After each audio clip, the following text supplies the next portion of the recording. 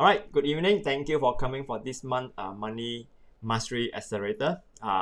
This month, our program, if you notice, is a very interesting topic. It's talking about private trust. But more important thing is you need to know, okay, what is the difference between a private trust and the well-known cash trust in Malaysia. Hopefully this evening, you get a clearer understanding and don't choose the wrong vehicle. All right. So what are we going to do tonight is basically, first thing first, let's recap, revisit the fundamental regarding what is trust all about. Then later we go on to discuss about private trust and subsequently cash trust. Then we end today with talking about, okay, if should you have a trust already, what will be the investment strategy for trust? All right, are you guys ready? If you are ready, just type a 1 so that I know you guys are ready. Okay. Okay, thank you. Now, first thing first, fundamental regarding trust. So what is a trust basically? A trust is just a legal arrangement whereby a trustee, right, hold and manage an asset on behalf of the beneficiary. This is very common, especially someone who is having a lot of money, a wealth. They use this vehicle as actually estate planning, whereby the wealth management is properly managed and also distributed later. I think I shared with you during the masterclass that the Hong Kong actress something I think that is something that we all Lydia that is something that we all heard about, how she managed to hold her asset and not to pass directly to the daughter until the daughter reached an age, right? And also giving a steady stream of regular, I would say, allowance to the daughter so that she also wouldn't be suffering. So this is how she prolonged her wealth and also train up the daughter later on to be more smart in managing money. Okay, now I think the last masterclass you see this, you have seen this before. Basically, a person who hold assets and want to actually put this asset into a trust is called settler, right? So the settler basically give the right to the trustee to own the asset, and then from there to manage and to release the asset to the beneficiary. So this is how these three parties come into place, right? The truster can call also settler or grantor, who grant the asset to this particular trustee. And a trustee can be a person, it can be also a company, right? So a trustee can be a person and also a company, whereby some people are trusted on some we say company to manage the asset for them, right? Now, move on. What types of asset can put into a trust? It could be assets such as real estates. You got houses, properties. It could be your stocks and bonds, any cash in hand, business as well, not forgetting, and also some personal belongings like jewelry, arts, etc. Right? So this could be all these things that you can actually pass on to your child. Especially think about, imagine you are now a parent and you have a minor child. I don't think we can just pass any asset to this child when he or she is still underage. So normally, beside the will, someone will also put some of the asset into a trust so that the person or the company can manage and distribute for them later on before the child become adult. So this is the mechanics of using this particular asset, and these are the assets you can put into the trust. Now, why we want to actually put this into a trust, especially managing our wealth? I think first thing first is financial security.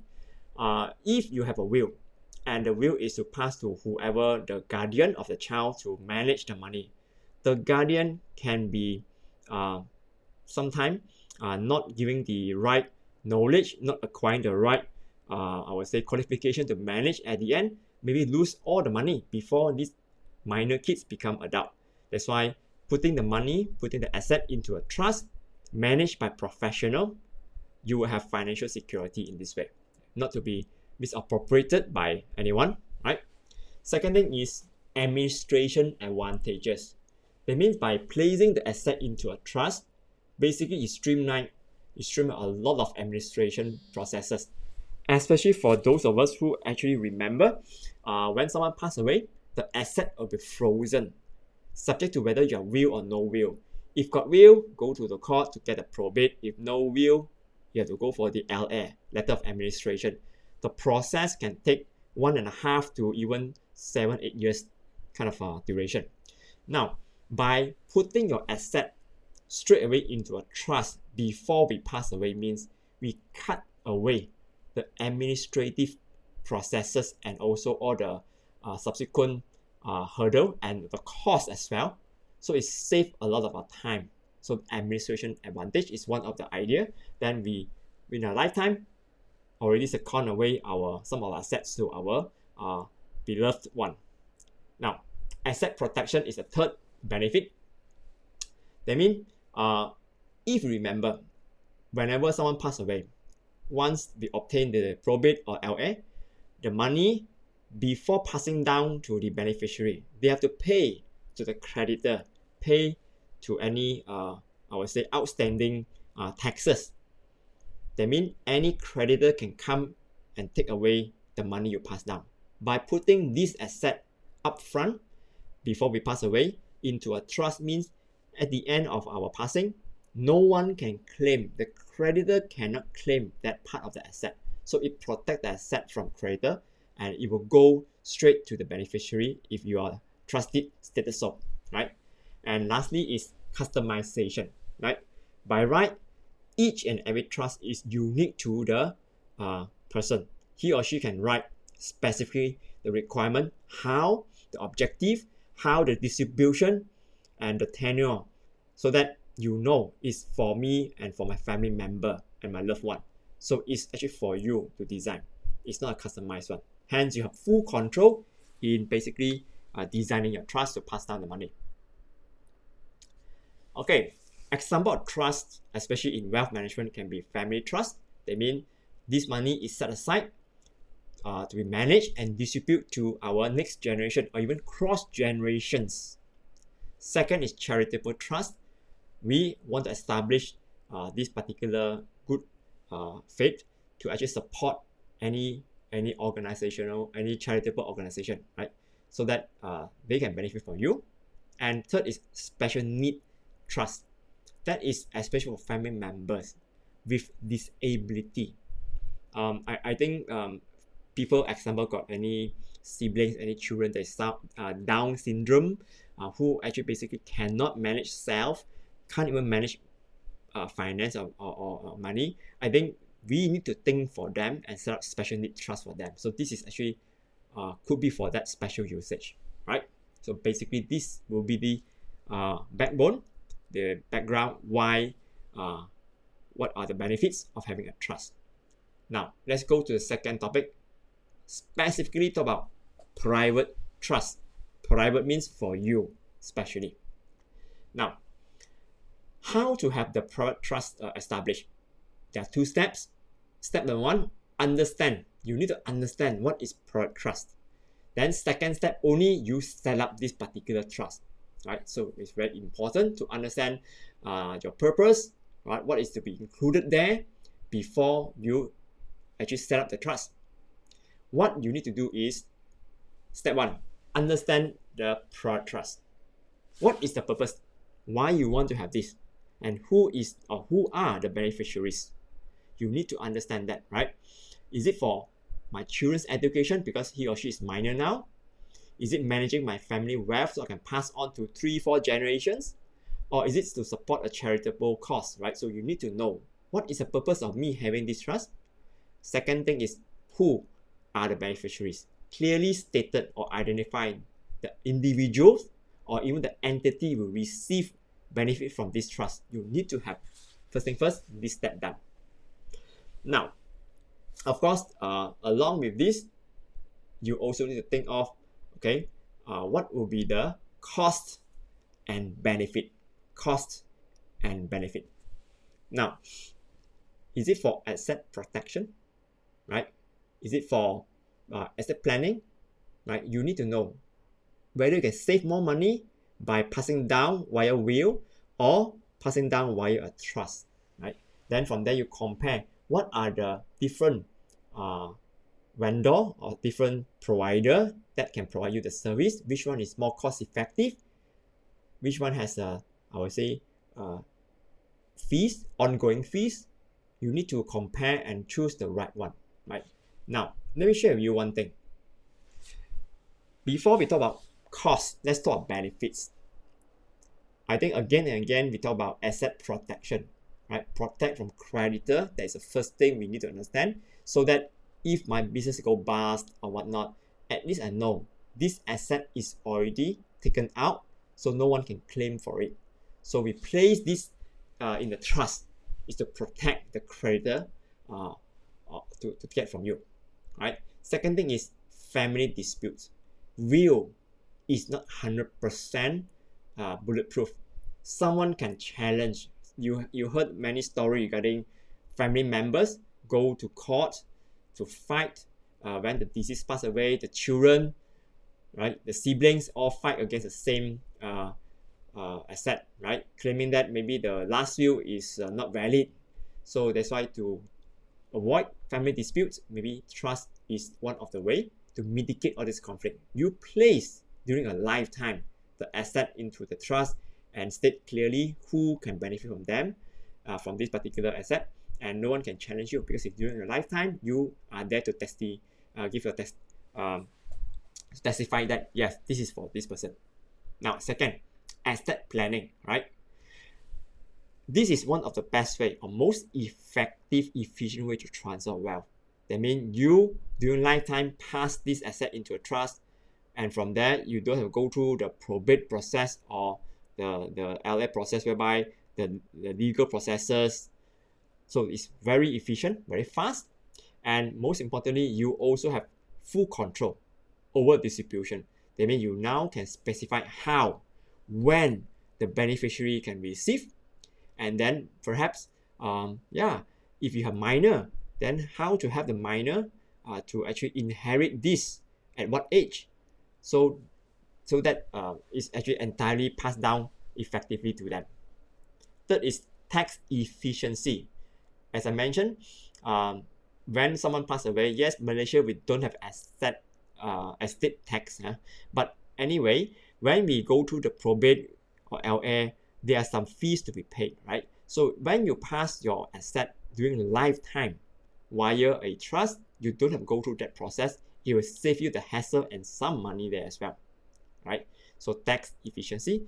Sometimes also, if you're too wealthy and you have a lot of asset, example property, churning income, and rental income is subject to income tax. So maybe for tax efficient, you want to split the income. Oh, now maybe two of my shop lots, now I want to put into this particular trust, and whatever income received, then from there, certain percentage pass to my wife and certain pass to my children, so they enjoy the income. So I myself now has lesser income to be taxed. So it could be for this reason, tax efficient. Finally, most importantly, is confidentiality. What does it mean? Now, during the if you watch a lot of Hong Kong drama, people with mistress, with any family members, any children outside the marriage will be unveiled during the passing of that person, because when the lawyer read out the will, a certain amount passed to this person's son that is not the lawful son, then it will actually expose that person has an extra family outside.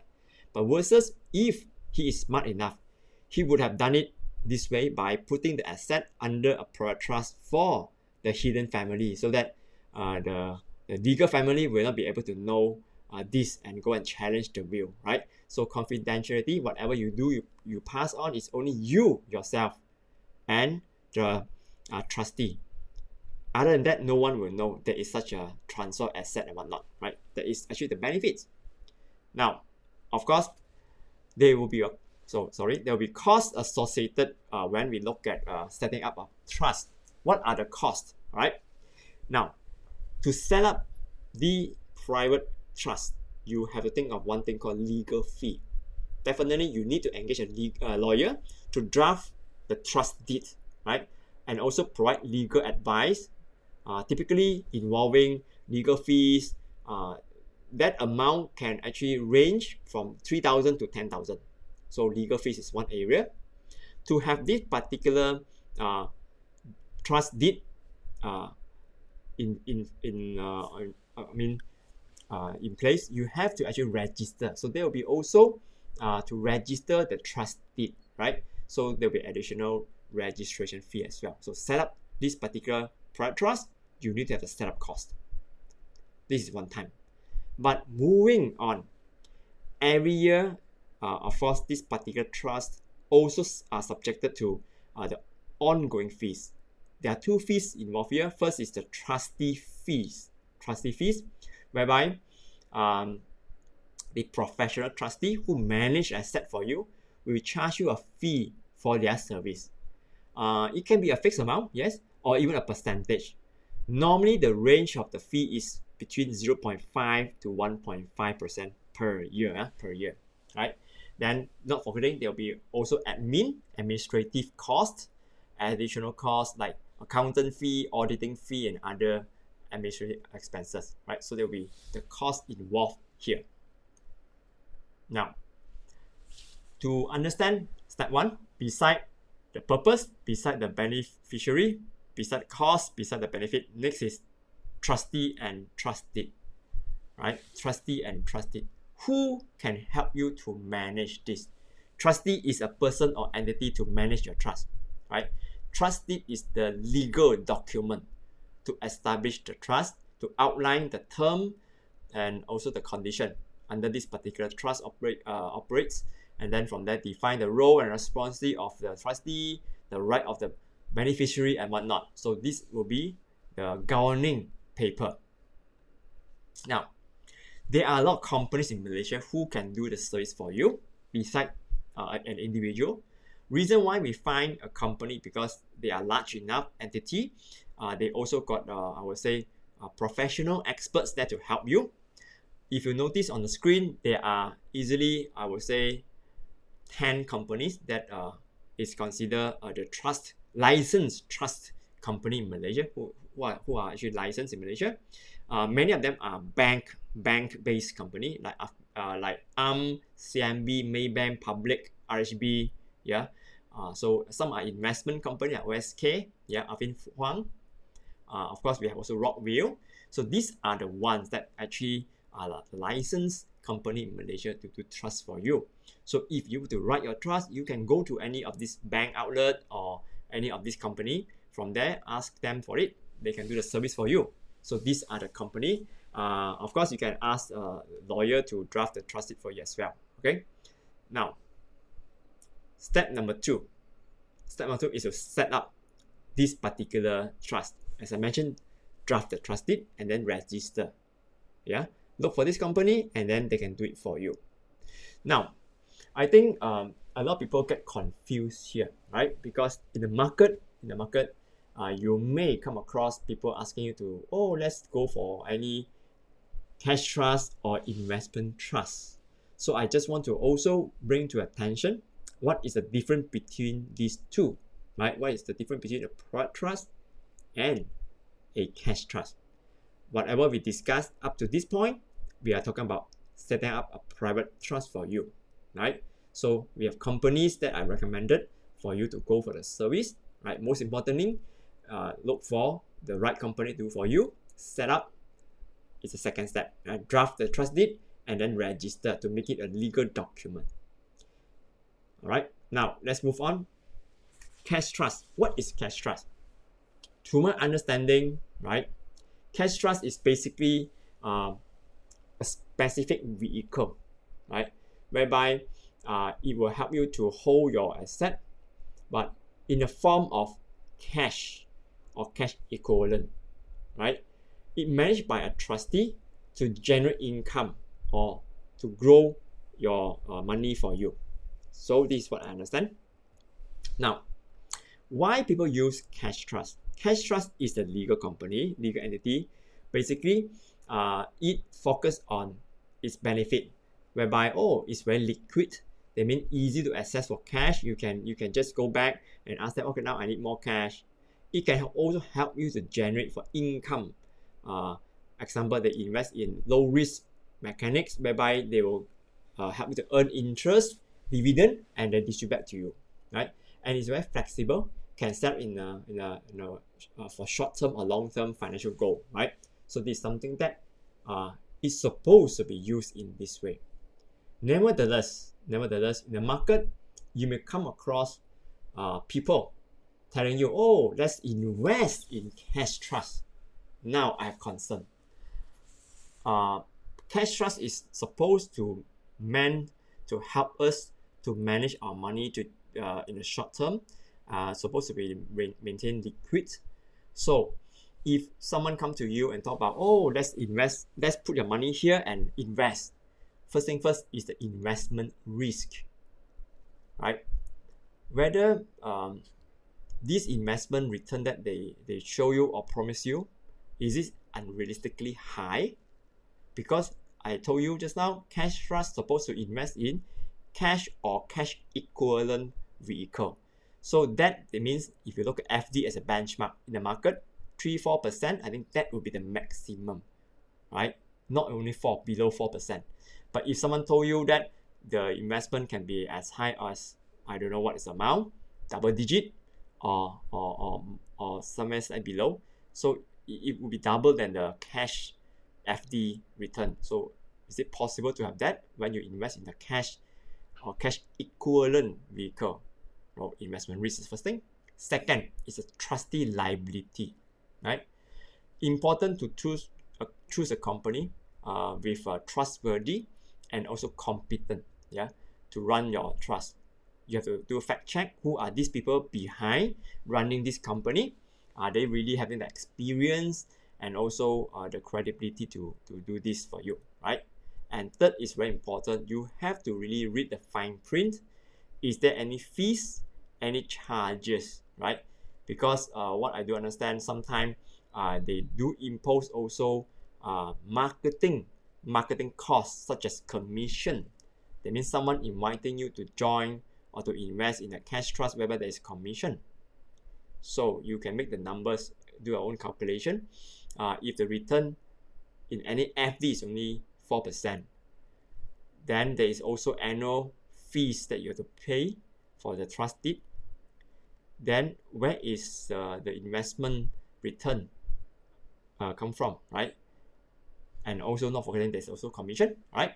So all in all, I just want you to know the differentiation between a private trust and a cash trust. Private trust, right, is putting various type of assets. You can put in properties, bond, share, anything inside there, right? But cash trust is focused on cash only. Flexibility in terms of private trust, it actually offer broader estate planning option to pass down to the next generation, to have a steady distribution to your loved ones so they don't be too spoiled on money, example. Cash trust, on the other hand, is supposed to help you to manage short-term financial needs.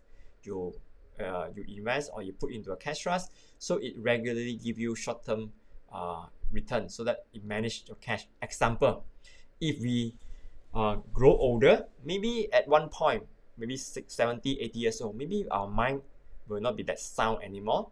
So it could be good at that moment, we pass our cash all into a cash trust and just instruct them, just give me the monthly allowance of X amount. The rest you just put into certain vehicle to help me to invest in low risk cash or cash equivalent investment, so that someone will be able to manage the money and to give you the steady allowance, and also maybe to settle some of your I would say medical needs. So that is supposedly to be cash trust function, right?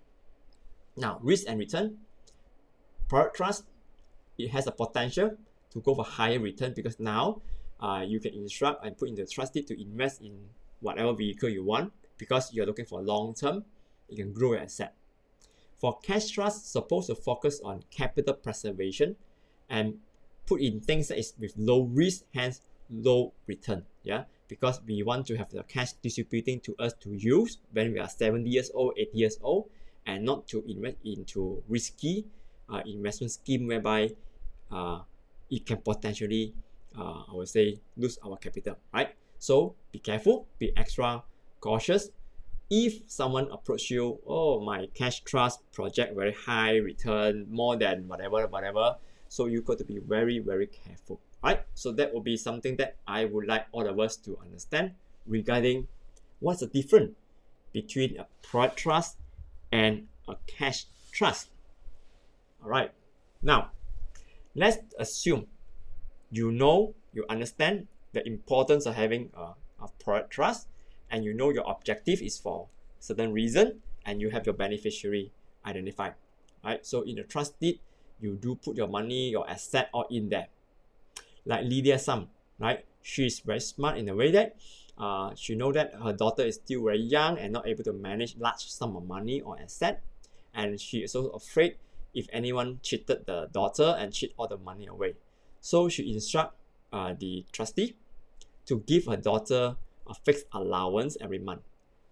Other than that, the rest of her assets are invested into certain portfolio to grow. So when the daughter, Joyce, reach 30, I think it's 35 years old, then she can finally inherit all the assets.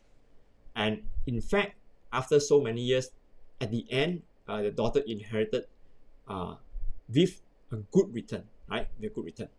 Now, how to do that? Okay, now we have to now think this way. What will be our focus? Is it income focus so that you generate steady stream of income, right? So this income focus is basically talking about prioritizing regular income generation through interest, through dividend, through rental income, so that the investment sit in the asset that give you a steady flow of cash flow. So this is very suitable, especially if your beneficiary need money or need steady income, right? They could be someone who is actually retired, retiree could consider this, or special needs child who cannot manage money but they still need to continue their life, so that this money can support their life. So this could be one area, income focused investing. On the other extreme will be growth focused investing. We know that maybe at this juncture the kids is still small, still young, maybe the monthly allowance is still very small amount. The rest of the asset I can put into more I would say aggressive vehicle to grow. So when the kids grow up, age 18 later, then he or she can inherit with appreciation in terms of capital. So in this case, now the investment is different. Maybe the investment need to look for the vehicle that can grow over time, such as stocks or particularly stocks of high growth company. So this could be aiming long term, I would say potential. So the strategy is to actually have the trust investing into long-term wealth building mechanics like stocks, property, whatnot, right? Of course, some of us may think that, oh, I want both. Then you could be able to think of balancing the two. Maybe certain percentage into cash or income generating asset, certain percentage go into growth focused kind of vehicle. So one of the idea here is, okay, why not break your asset into this proportion? 20% is in stocks, 40% is in bond, then 30% maybe in some mutual fund, 10% in cash equivalent, so that you know the first 20% is stock, that is more for you to fight for aggressive growth potential. 40% bond is for you to basically generate income, right? The last 10% is also cash equivalent, is also some dividend or interest. The 30% in mutual funds can be ETF, can be some other long-term investment that grow over time but at a moderate pace. So 50% stock plus mutual fund is to grow. The bond 40% and the cash 10%, the 50% is for you to generate steady stream of income. So with this particular portfolio, you're able to strive between balancing income and growth. right? So this could be one option that you may consider while doing this. Of course, my presentation today is up to here. But what I want to share to you is, of course, I don't think I want to share with you regarding a live sample, whereby I noticed there are some of our friends here happen to share with me the cash trust kind of a proposal. When I read through, I think I want to share with you a few areas that you need to really take care. Whenever someone approach you in terms of the cash trust investment, do look at or do ask for two questions. First is, they also put down their marketing expenses, commission. You need to ask what is the marketing and commission percentage that they are charging you, right? Because that can be one very major impact. Second thing is, they talk about, oh, we give you certain percentage of a return. You may want to ask them, okay, share with me what are the investments account or investment area that this cash trust is investing into. Can you please disclose to me? So you need to check what are the companies, right? So you need to read between the lines and to determine whether the investment is considered risky or not risky, right? And of course, the charges, is it transparent? Is it too high? Right? So these are the two. One thing for sure, for trust, all of us need to know that is, whenever you sign up for a trust, right? That means you empower the trustee. You empower the trustee to actually do the management of your asset. You surrender the ownership of your particular asset. So here I want to repeat again. Trust, if it's a re-evocable trust, that means you agree to pass the legal ownership of the asset to a trustee, and whatever the trustee do is according to the trust deed. If you have a private trust, means you craft it according to your needs. But if you sign up to a example cash trust that is predetermined, is it in your favor or in the trustee company's favor, right? Because it's a legal binding document. Once you sign, you surrender the ownership of your asset, and you can't sue the person because the trustee govern how it works, and it's all legal, so it's no wrong. So you can't sue that particular trustee or trustee company, right? So you are willingly let go of your money to someone, and based on the word trust, you trust the person can manage for you and to create certain return for you. This is what you believe, right? So be careful, right? Once you create a trust, mean you let go of the ownership of your asset, and the trustee has a right now to run or to operate according to the trust deed, right? If it's not in your favor, then you may want to be careful. Yes, forever or can change mind. So it's all depend on your trust deed, right? If it's revocable, then that means you can revoke. That means, all right, I don't want it anymore, right? Some of these are example cash trust. They have certain time frame, like 5 years, 3 years, 10 years, 20 years. So you may get your money back later at the end of the tenure. Yeah, some of them are short term, yes, but halfway, if you sign on the trust, likely there's no way you can get back your money. No way you can get back your money because you legally agree to surrender the ownership of your asset, aka cash, to a trustee, believing that they can run and invest to manage for you. So you can't challenge them in the court because you signed the trust service, right? The trust deed also written down. So you need to ask for detail because they may put in you are subject to marketing fee, commission, and whatnot. So what is a percentage of each of these items? Right? If you know the mathematics, you add up together, you also know that the investment return likely is X amount. So are you making profit or making loss? So you need to do your mathematics. Of course, all trust company are legal entity, and whatever they do are legal, so you can't sue them. So you need to basically read and understand who is running your this particular company and what are they doing, yeah, and if they promise you certain return, is it a projected return or is a guaranteed return?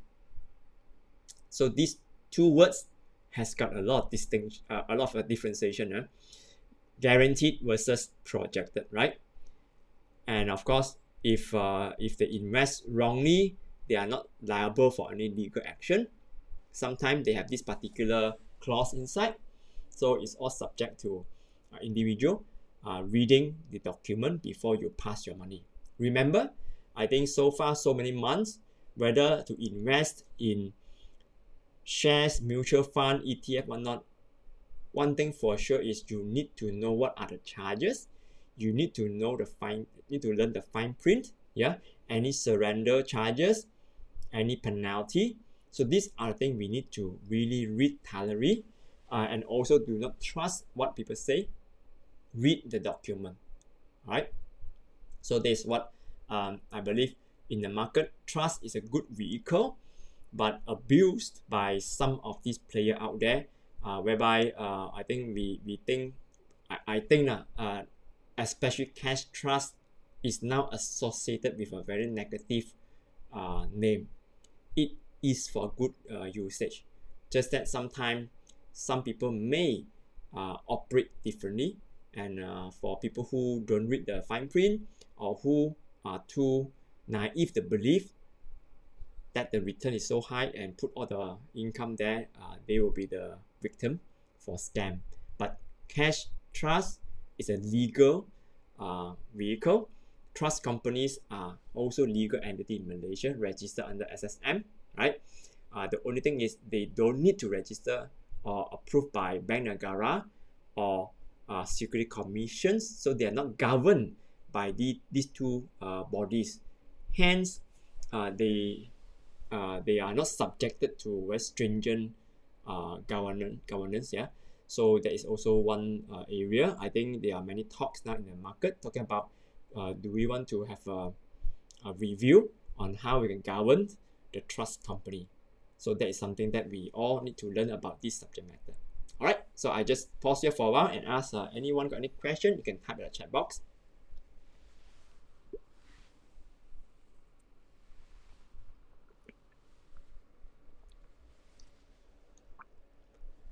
No? Okay. All right. If no, I will stop the recording here. All right.